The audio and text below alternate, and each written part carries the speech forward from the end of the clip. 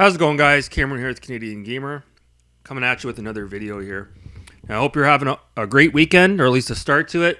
Up in Canada here, apparently, at least in Ontario, the government's going to, I guess, reopen the economy next week. We're going to get an announcement, I believe, on Monday. So, good news there. Now, I have a few things I want to talk about here today. This video might be all over the map, so I do apologize if I talk about a few topics here that might not be of interest to you. The first thing I want to mention here, I've been watching some old school wrestling. So on the WWE YouTube channel, I can't believe I'm promoting that.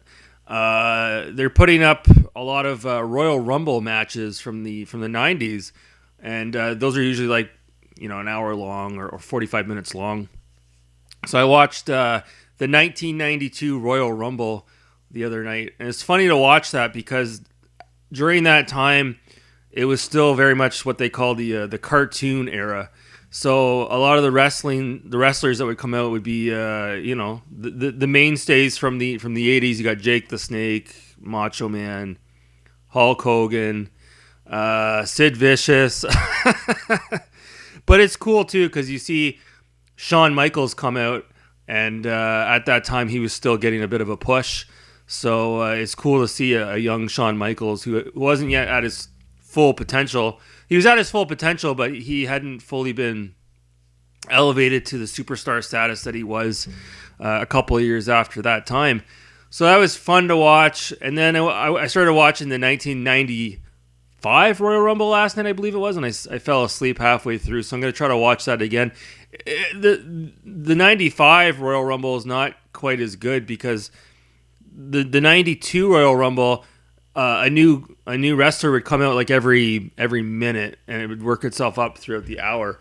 Whereas the 95 Rumble, the match is only 45 minutes long. It seems like a new wrestler's running out like every 35 seconds. So I don't know. It seems like they sort of rushed things on that one.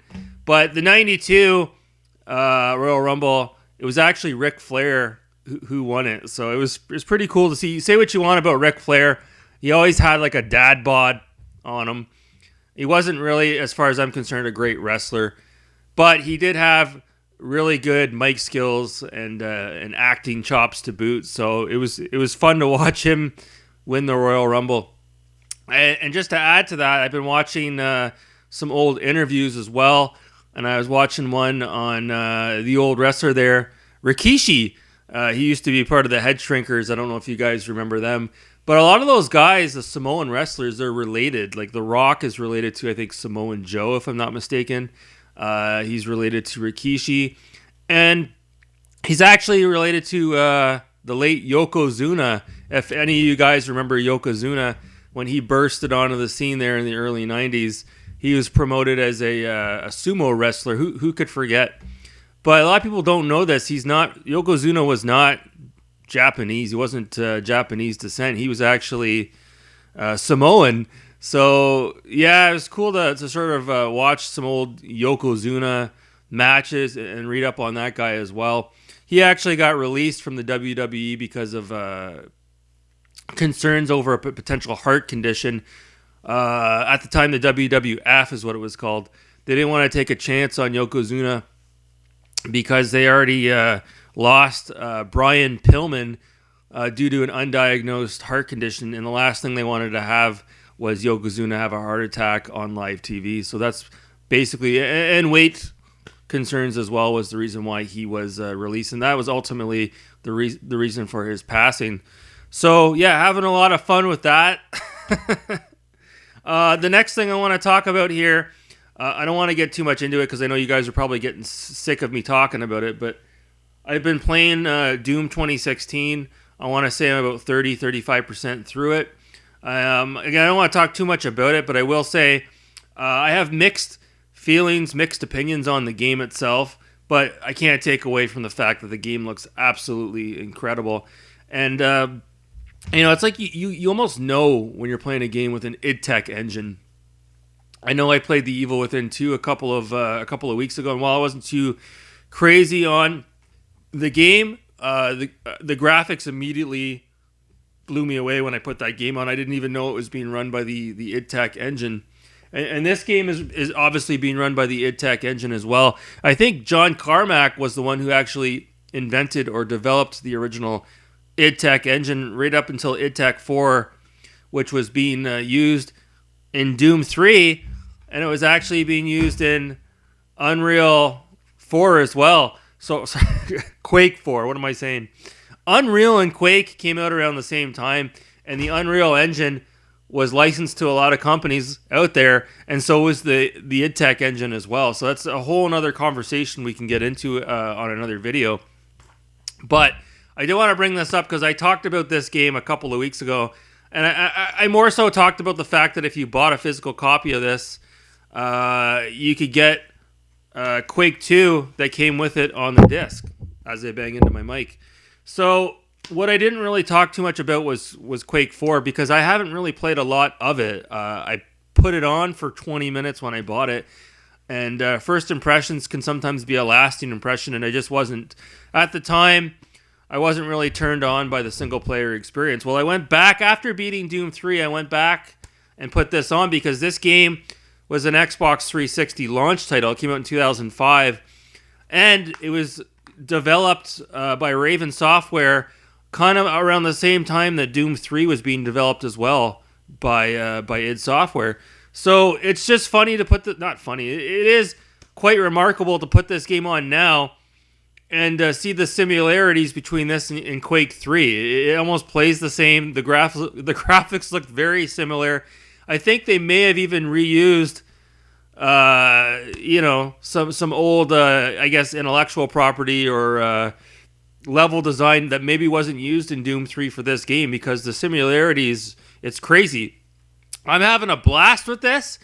Again, I love the story-driven narrative in this game, much like Doom 3. And now that I've actually gotten far into this, this would be a hidden gem, I would say, because nobody talks about this game. They talk about the other Quake games, but it's becoming all too apparent. This is the Quake game that I enjoy. I'm having a blast with it, guys. So I want to do maybe a review on this once I get through it. Apparently, the single-player campaign is about 6 to 7 hours long, so I'm having a blast with this. So with this game here, I catch myself a lot of times. I stop playing the game just to admire some of the textures in the game. It's just mind-blowing how good the id Tech engine is. What are we on, id Tech 7 now? id Tech 8? It's just mind-blowing how impressive this game looks. Oh my god. Especially with the 4K textures on my 4K TV. There's a texture pack that came out for Doom 2016 for the PS4 Pro and the One X for those of you who weren't aware. So if you haven't played this game, I highly recommend it. If for nothing else, just to be able to experience the breathtaking graphics in this game. My god. So I guess the last thing I want to talk about right at the 8-minute mark, I want to actually talk about Donkey Kong Country 2. And the reason why I bring that up, I know the game's been beaten to death. Let me take a sip of my coffee here. So the reason why I want to talk about this game is just maybe talk about a little bit the impact this game had, maybe not on my life, but for a brief moment in time. So I want to just, bring you guys back in time to when Donkey Kong Country came out. That came out in 1994. Again, Super Metroid came out the same year. It was a real big year for the Super NES. And I will always say that's the year where the Super NES sort of distanced itself from the Sega Genesis as being the superior console. I will probably always have that opinion because the games that were coming out for the Super NES, I'm sorry guys, the Genesis just did not have games that were this epic. It was crazy. So I obviously bought, or my parents bought for me, Donkey Kong Country. We don't need to talk about it. It's obviously a famous game. It's very historic. And so when Donkey Kong Country 2 was released, you got to remember these companies were pumping these games out like a year apart.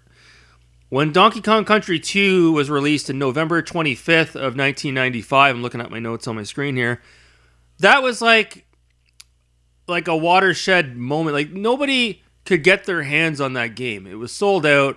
Again, it was so much hype around it. It came out just before Christmas. Nobody could get their hands on it. It was the biggest title of the year.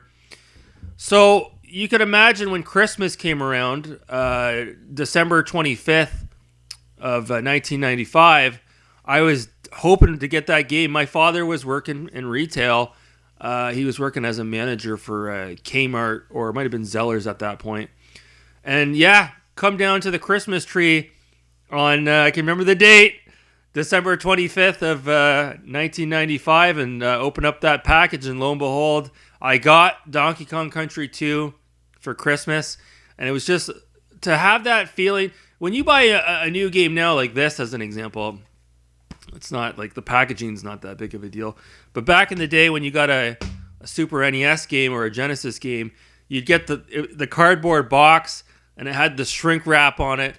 And the Super NES had in the corner of the box, only for Nintendo. And oh man, that's probably maybe it's silly to say this, but probably the best Christmas present I ever got. I was so happy to have that game.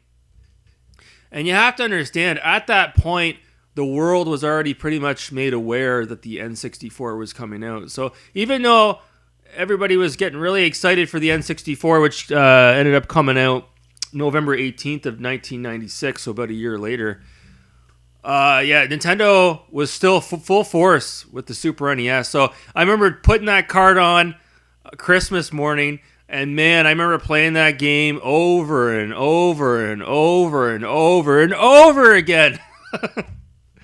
It is absolutely, without a shadow of a doubt, one of the greatest platformers of all time, and certainly one of the best games on the Super NES. Like, Donkey Kong Country was a good game, graphically speaking, but I think the gameplay leaves a little bit to be desired. Whereas Donkey Kong Country 2 was just, it was so much better than the original Donkey Kong Country.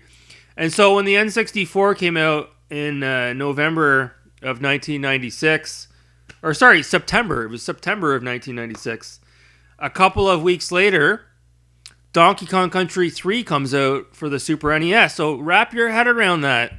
We have the N64, which everybody's trying to get their hands on, and Nintendo's still pumping out these AAA titles for the Super NES. Now, that being said, Donkey Kong Country 3, I think it sold like half the amount that Donkey Kong Country 2 sold. I think it sold over a million copies initially, and Donkey Kong Country 2 sold over 2 million. So at that point, a lot of people were sort of over the Super NES, and a lot of people had moved on to the N64, even though it had just come out. Donkey Kong Country 3, while it is a good game, I think a lot of us can agree at that point, the series just sort of ran dry, at least on the Super NES. I would say Donkey Kong Country 2 is still heads and tails, probably the best, it is the best game in the series. If there's anything negative I can say about Donkey Kong Country 2, I would say it would have been nice to have been able to play as Donkey Kong instead of what's the girl's name? I can't even remember now.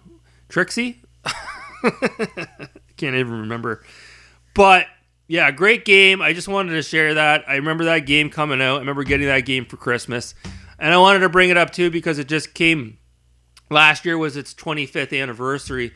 Hard to believe that game came out 25 years ago. Really blows my mind. So I guess you could say this year would be the 25th anniversary of Donkey Kong Country 3.